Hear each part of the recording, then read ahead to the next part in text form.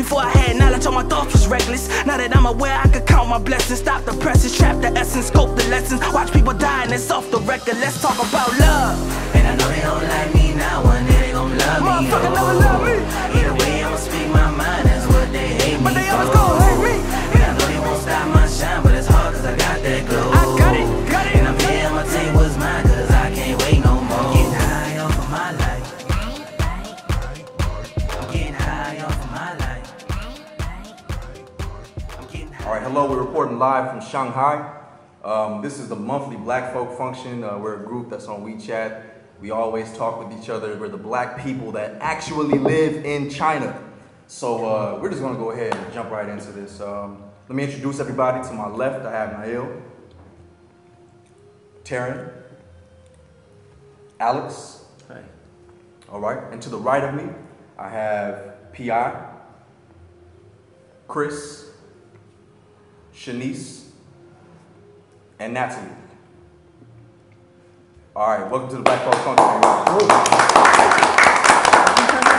So we're just going to jump right into this about what that controversial video was about.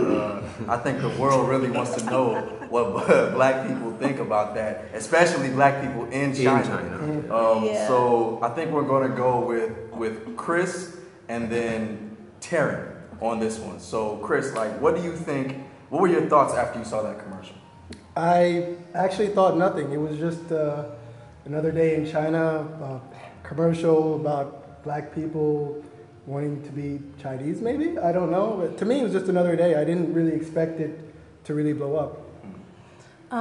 For me, I would say when I first saw the commercial, one of the things that shocked me the most is when she put him in the washer machine. Right. I think my reaction, I felt kind of sick because when she put him in the washer machine, it seemed like he wasn't very humanized. Right. And he was going through a lot of pain in there, and that's what shocked me the most, more so than him coming out as Chinese. Yeah. It was just like the dehumanization of black people, and then it like hurt my how feelings. she kind of tricked him and seduced him, Yeah. like he's like some horny black dude, you know, and then he could be easily seduced and Yeah. overpowered. And I prefer this over this. You know? Yeah. I mean, well, that's interesting. Shanice, what was your take on that? I actually had the same response as Chris. I was just like, oh, like another Chinese, but I was kind of shocked because I was like, okay, I've seen Chinese videos that are like, wow, this is pretty messed up, but this was like really bad. And I was just like, my first thought was, when was this published? Like, was this published this year? And I saw that it was published in 2016, and I was like, wow, China still has a ways to go, I guess. Well, I mean, I'm sure some of us at this table didn't take it that lightly. I know I was a little, when I first saw it, I was shocked, and then I was pretty angered by it, mainly because, you know, I deal with it a lot as a black person here. You know, I deal with that constant reinforcement of that negative stereotype of black people and of darker skinned people. And then for me to have seen that be an actual commercial that was funded by an actual company, and then for it to be aired on television and then shown in movie theaters, and then have, you know, because I teach kids and adults, and I know that all of them have been raised and pretty much brainwashed and indoctrinated to believe it. And so when I saw that, I just saw, okay, well, here's a current, if you will, very high quality production reinforcement of this stereotype. So it's like, man, everything I'm doing in class, trying to teach them and reverse this and rebuild and heal, re-educate. It's just like, dang, that just went down the drain, you know? Because Qiaobi just pretty much said, nah, we still think this way, right? You know, so. For me, actually that day, the day that I saw the commercial, I had dealt with a student about the same kind of issue. I teach a social club, and during my social clubs, I usually show short films, and we do a discussion. So this short film was about a man who came from an African country to America, and his son wrote a book in America, and he wanted to learn how to read. He didn't know how to read. So he goes through all of these different things, and I'm thinking this is so inspirational for my students because he's using many different techniques to learn how to read English. And so I asked my students, like, how do you feel about the techniques that he used? And one of my students took the opportunity to say, he looks like a gorilla.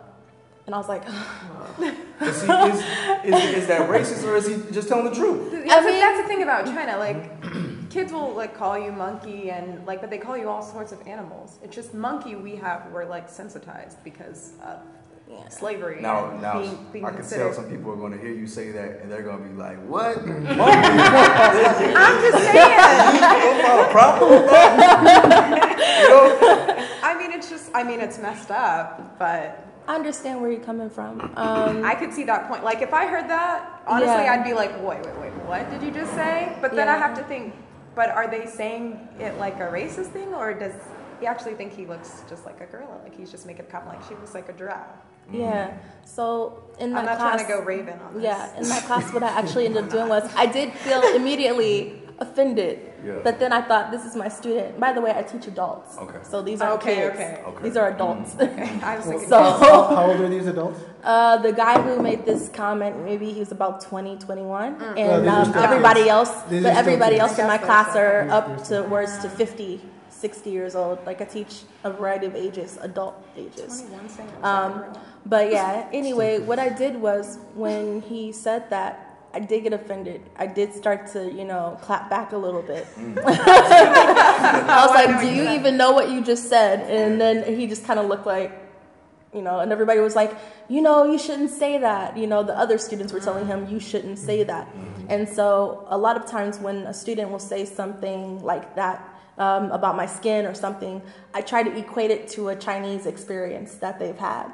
And one of my students, she's Shanghainese, she told me during the World War II, there was like a park, People's Square Park garden, and the people who had control over Shanghai, I guess they were European descent, they put up signs that said, Chinese people not allowed in the garden, and nor are dogs allowed in the garden. So she said she helped me to equate that to calling Chinese people dogs. When you do, they get offended because it's dehumanizing them, and they know it very deeply, And so I said, when you did that, that's what you did to me. It might have been the guy on the movie, but when I look at that guy, I see me. So if you're saying he looks like a gorilla, you're telling me I look like a gorilla. Right. And you just wiped away my humanity. Now that's important. So I want Natalie and then Pi to touch on that. Do you think this is something that they're just doing because it's not really aware to them that it's offensive, or do you think that this is something that they're very well conscious of when these kind of things happen? If you want to jump in. Yeah, I mean, I feel like they're aware, but they don't feel like you are aware that they're aware at most times. So it's like it's a freedom of speech to them because they feel like you're ignorant about it. And some people, I feel like they're just open, so very open that it doesn't really matter. This is how they talk to themselves. They talk to each other openly and say what kind of jokes or kind of things and just walk away from it. But I think it's more just how you raised, how you were brought up as far as like what to say in public or in a public standpoint and what is going to offend anyone else. So if you go through like high school or elementary, middle school, high school, being this way, and then foreigners enter your country, you're going to do what is natural to you. And most of us, we come from a place where we're very diverse, so we kind of like protect ourselves in the public eye of what we say, watch what you say, but watch how you act. And we got a lot of people, most places we have from different cultures too. Yeah, type of perspective. And I don't think that's really grasped to a lot of Chinese at most points. Because even if you go to like smaller towns or provinces, you really get that, what we feel is disrespectful, that long stare or that grab your hair or like this. Or the shout of Waggle Room. Yeah, or just Oh my God! like, excuse me? You say what? Yeah, these White Goren and Lawai and Hayren, these are all terms that people who are either black or non-Chinese hear on a daily basis when we associate with certain Chinese people who feel the need to say that once they see us. We're not even associating with them. Yeah, They're just there. But like, I think I'm just gonna like lay on what he's saying. I think they are aware. There's no way that they're not aware unless you are a child. They are aware, but maybe like he said, it's not as serious for them. And like the experience you had with a student, like a while back when I was still teaching, I remember giving a writing assignment. I don't remember about what, but I remember a student writing. He wanted to talk about black people in the movie we had seen, and he said Negroes. And I got so frustrated. I think I actually sent like a picture of the writing to Shanice. Like, I was like, how do I handle this? Because I'm about to go in class and kill this child, you know? And that was ignorance, you know, like. And she really, I think, her and Jamaican Kiana, they told me that, I mean, when you translate in Chinese, like from Heron to whatever English words, I mean, this will actually show up in the Baidu dictionary. Right. Like, this is not his fault. But you need to explain to them why they cannot use that. Right. If they are, you know, if it's a writing assignment or whatnot. But they are aware. There is no way. I mean, they have to be. And when I seen the commercial, like, I thought, you know, either somebody, whoever made that was brilliant. Because they were brilliant. Yeah. Here's why. This is why they're brilliant. It got the recognition globally to be talked about, and you know, Chinese will say anything that is popular in the outside is valuable, right? So McDonald's, Starbucks, you know, Nike. If it's popular, if it's big in the world, is valuable here. It's foreign, it's exotic, right?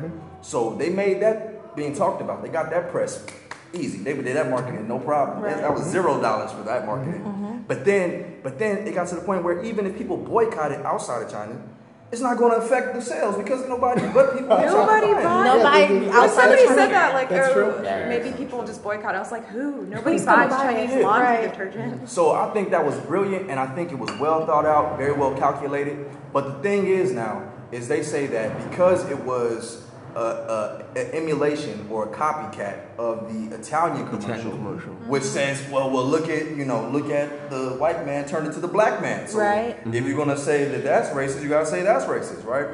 Another calculated move, in my opinion. It neutralizes it. But how do you think that commercials like this really reflect us and how we live and what we have to deal with as black people in China? First, what is it that we're dealing with really here? Is it really an issue? Or is there any problems here? And if there is, how does that affect the people outside of China, like in the Western world? I want for Nail and then Alex to touch on that. How does what we're going through affect them? Why should they care? And what's going on? I think this is just a reflection of the situation in the world. Like I was saying in the group,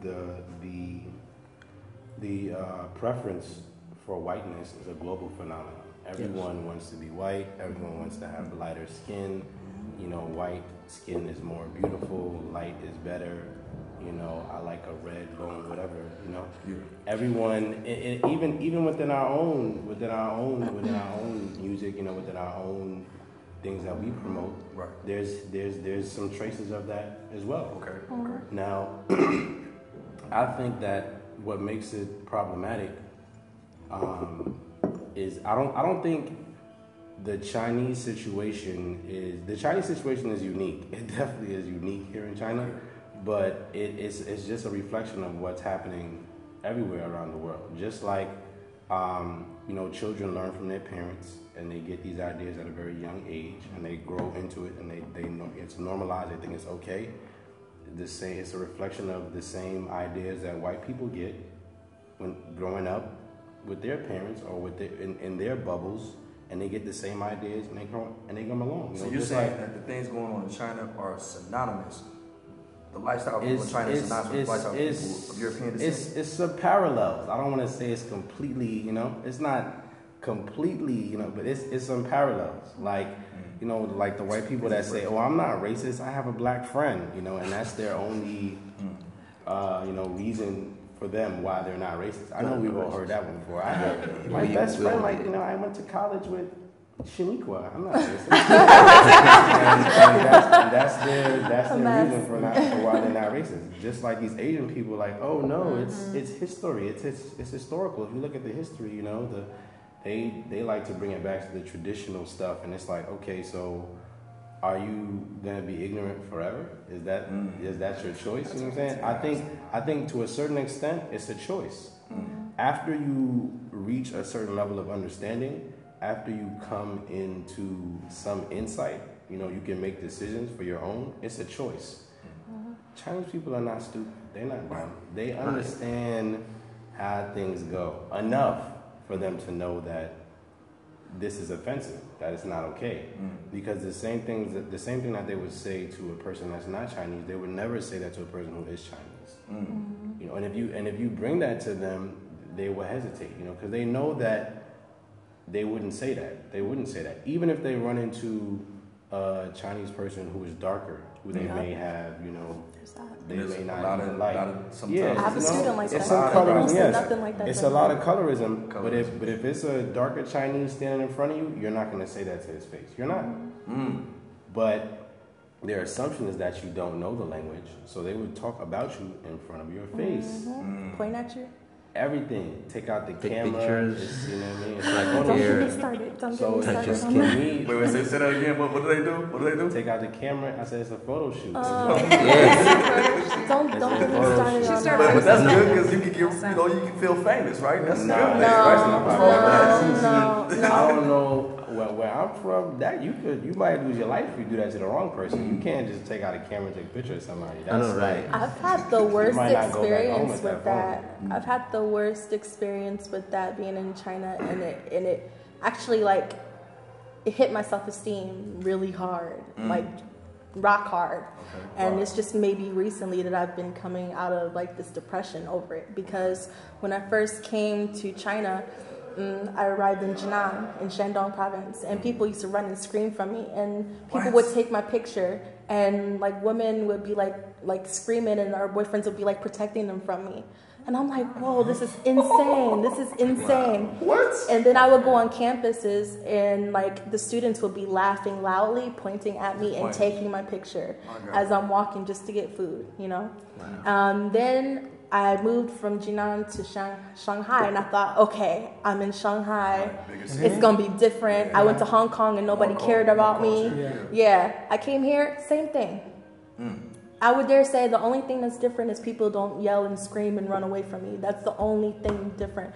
But on a daily basis, I might get 5 to 6 pictures taken of me every single day.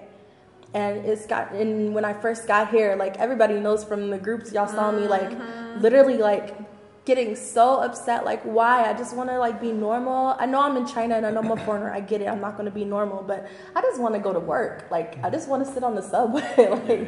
Can y'all leave me alone? And that's my point. That's what makes it an ism for me. That's what makes it a systemic problem here. A lot of people don't like to call it racism or colorism. What makes it an ism is that, okay, you have these ideas, you have these perspectives that you gain from wherever, whenever, however, but when it dictates how well you treat a person, whether you treat a human being with the same respect, then it becomes an ism. And when that is reflective of whether you would hire a person or not, whether you would want a person in your establishment, where you would want them in a picture on the front of a whatever, then it becomes an ism. That's when it becomes a systemic problem, because there are people in power, there are people who have positions who can dictate whether you get to be on the cover, whether you get to teach their children, whether you get.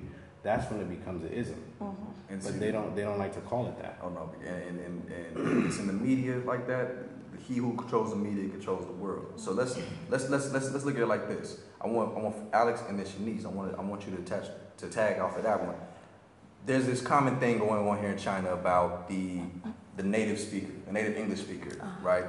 And this is an ad. A lot of people come to China. China's a great place of opportunity. It's a great place to actually really grow and bubble out. I'm recommend black people to still come to China. I really recommend to do it. And I'll tell you that wherever you at, regardless, I guarantee that you'll have still a great time here, and you'll still be very progressive here as well. But you will see a lot of advertisements saying that we want white-only people to work for us. I know, that's crazy, right? That's crazy. In bold print. In bold print. From Europe. They do not consider it offensive. From Europe. They do not consider it offensive. From Europe. So, Alex, I know, jump in there. Man. But Alex first, and then Shanice, and then what you got? All right, so. Too true for the non-believers. They try to tell us let it go. But this my vision of the Mona Lisa. Too real for the radio. Too true for the non-believers. They try to tell us let it go. But this my vision of the Mona Lisa.